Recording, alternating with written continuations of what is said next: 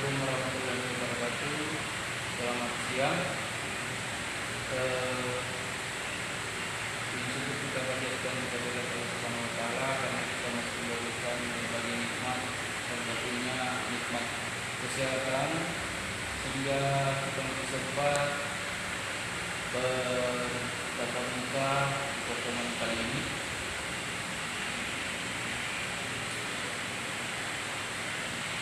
Jadi seperti apa yang kita telah ketahui, bahwasanya di pertemuan minggu lalu kita telah memasuki bab 3, dan di pertemuan kali ini kita masuk di bab 4 tentang keberagaman dalam masyarakat Indonesia.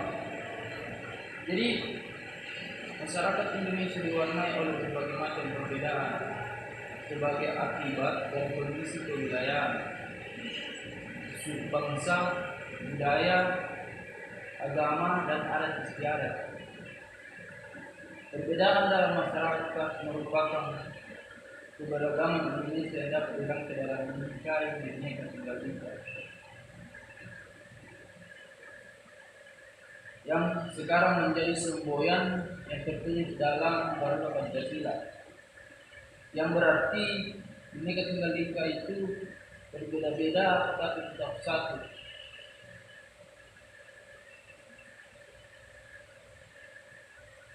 Keberagaman adalah suatu kondisi dalam masyarakat yang terdapat banyak perbedaan alam sebagai bidang.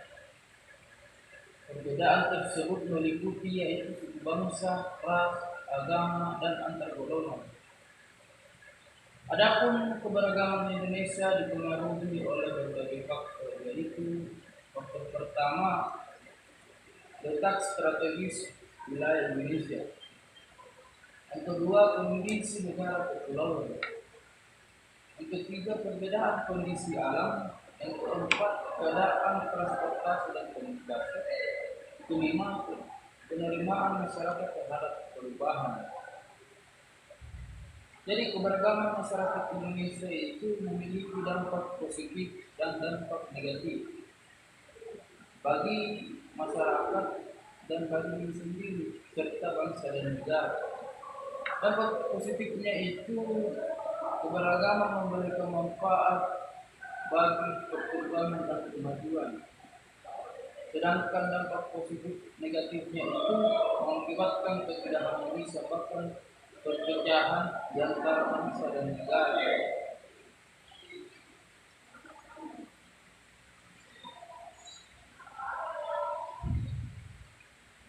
Bangsa Indonesia itu merupakan bangsa kepulauan yang penuh dengan keberagaman budaya, suku bangsa, ras, etnis, agama maupun bahasa daerah.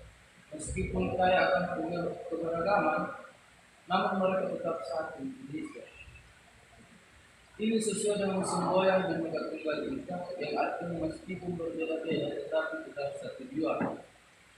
Jadi merujuk pada sensus penduduk oleh Badan Pusat Statistik pada tahun 2020, Indonesia memiliki sekitar 1.340 suku bangsa, yaitu suku Jawa yang berasal dari Pulau Jawa bagian tengah hingga timur sebagai kelompok suku terbesar dengan populasi sebanyak 85,2 juta jiwa atau sekitar 40,2% dari populasi penduduk Indonesia. Suku bangsa terbesar kedua adalah suku Sunda yang berasal dari Pulau Jawa bagian barat dengan jumlah mencapai 26,9 jiwa atau 15,5%.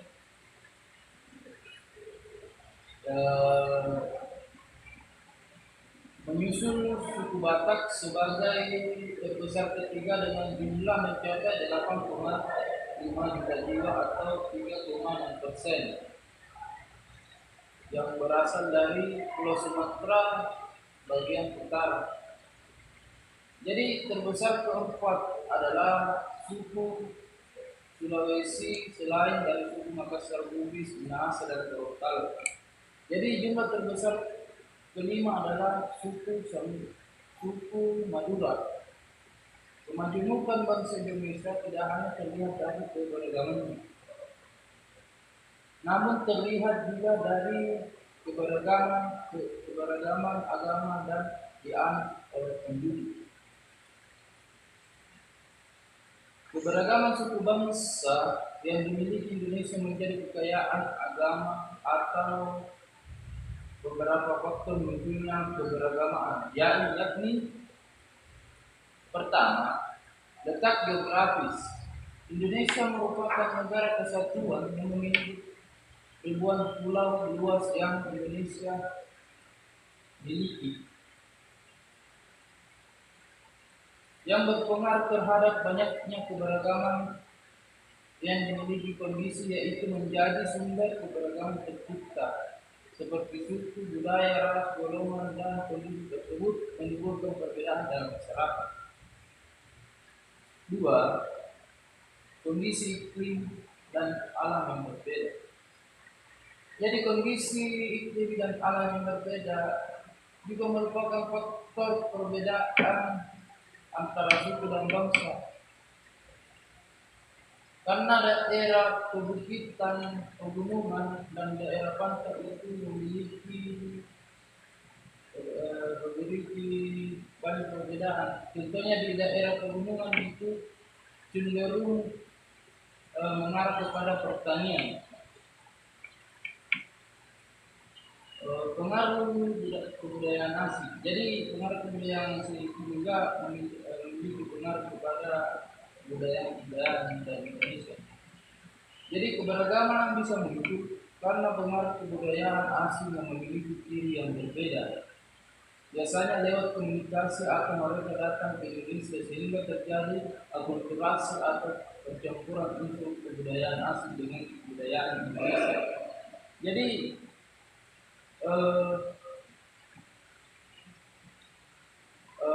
pengaruh kebudayaan asing itu sekarang di Indonesia sudah merajalela, karena seperti yang kita ketahui, Indonesia itu letak geografisnya itu berada di antara dua samudra, yaitu Samudra Pasifik dan Samudra Hindia, dan berada di kedua benua, yaitu benua Asia dan benua Australia, yang tentunya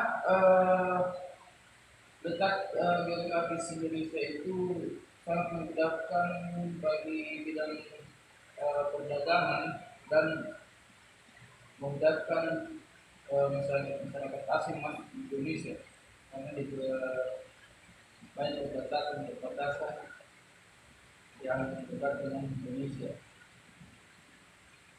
Jadi kita masuk ke beragam agama. Jadi Indonesia itu memiliki banyak agama di dalamnya. Jadi agama adalah sistem keyakinan kepada Tuhan. Kebebasan beragama dijamin oleh Undang-Undang tahun 1945. Agama yang diakui secara sah Indonesia adalah pertama Islam, Kristen, Katolik, Hindu, Buddha, Konghucu. Keberagaman agama di tengah-tengah masyarakat menunjukkan bahwa bangsa Indonesia adalah bangsa yang religius. Semua agama meyakini akan keberadaan dan kekuasaan Tuhan. Akan tetapi sistem keyakinan adalah sistem keyakinan dan ibadah antara satu agama dengan agama yang lain berbeda. Contohnya, kita di Islam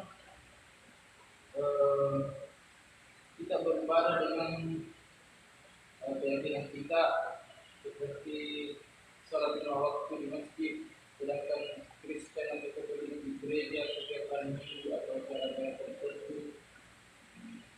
Jadi itu yang menjadi pembeda setiap agama tentang mengenai abad ibadahnya.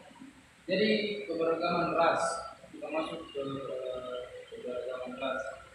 Dalam Undang-Undang Nomor 40 Tahun 2008 tentang penghapusan diskriminasi ras dan etnis menyebutkan bahwa ras adalah golongan bangsa berdasarkan ciri-ciri fisik dan garis keturunan. Setiap manusia memiliki perbedaan ciri-ciri fisik seperti warna kulit, warna dan bentuk rambut, bentuk muka, ukuran badan, bentuk badan, bentuk dan warna mata serta ciri fisik yang lainnya. Secara umum, ras dapat dikelompokkan menjadi 5 macam, yaitu Negroid yang berkulit hitam dan berambut putih.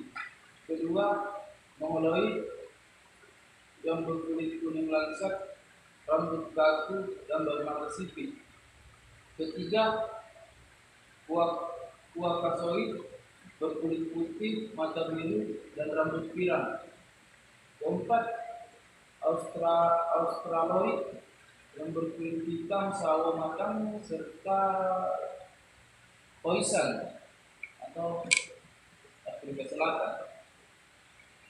Jadi keberagaman ras penduduk Indonesia setidaknya dapat dikelompokkan menjadi: pertama, ras Malayan Mongoloid di Sumatera, Jawa, Bali, Nusa Tenggara Barat, Kalimantan, dan Sulawesi. Kedua, ras Melanosoid di Papua, Maluku, dan Nusa Tenggara Timur. Ketiga, ras Asiatik Mongoloid seperti orang Tionghoa, Jepang, dan Korea yang tersebar di seluruh Indonesia. Keempat, ras Caucasoid yaitu orang India, Timur Tengah, Australia, Eropa, dan Amerika. Jadi kondisi masyarakat Indonesia yang memiliki keberagaman ras potensi menimbulkan konflik-konflik tidak hanya merugikan kelompok-kelompok masyarakat, tapi juga bangsa Indonesia secara keseluruhan. Maka setiap warga negara Indonesia itu diminta menjunjung tinggi rasa kesadaran akan keserakahan, kekerabatan, dan persahabatan sehingga terwujud perdamaian. Jadi mengenai tentang perbedaan bangsa Indonesia ini, kita selaku rakyat atau masyarakat harus memiliki sifat toleransi yang tinggi. Karena kalau kita tidak memiliki sifat toleransi yang tinggi, maka akan terjadi perpecahan di antara kita. Karena kita tidak bisa menghargai budayanya orang lain, kita tidak bisa menghargai agamanya orang lain. Jadi kita sebagai bangsa Indonesia itu, kita sebagai masyarakat bangsa Indonesia itu harus menghapuskan sifat egoisme. Karena kita itu di Indonesia memiliki berbagai macam ras atau suku dan bangsa. Jadi kita tidak boleh memandang seseorang yang berbeda ras atau agama, kita tidak boleh memandang dengan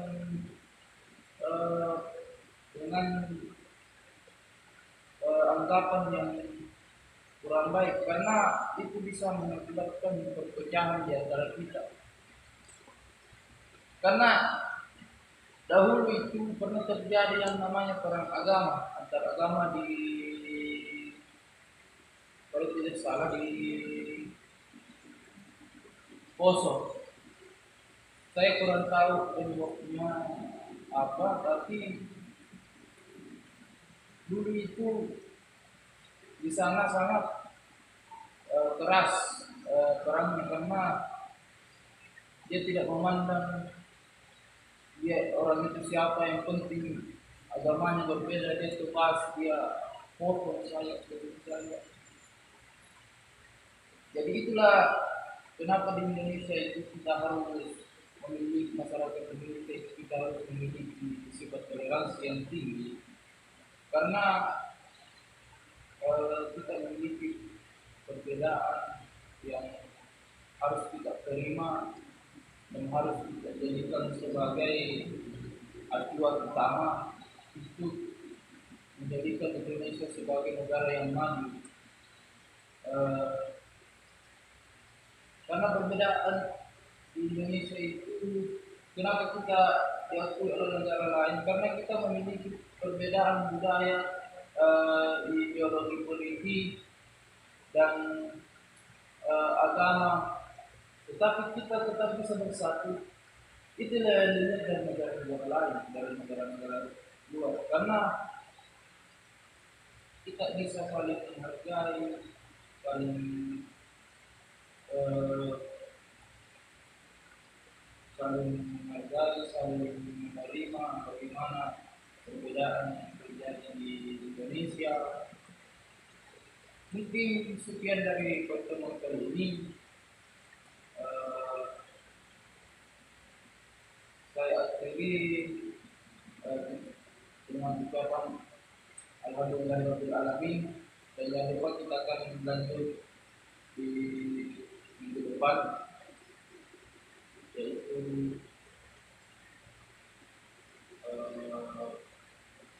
kalian catat di rumah, lalu kita masuk ke bab 5. Mungkin sekian.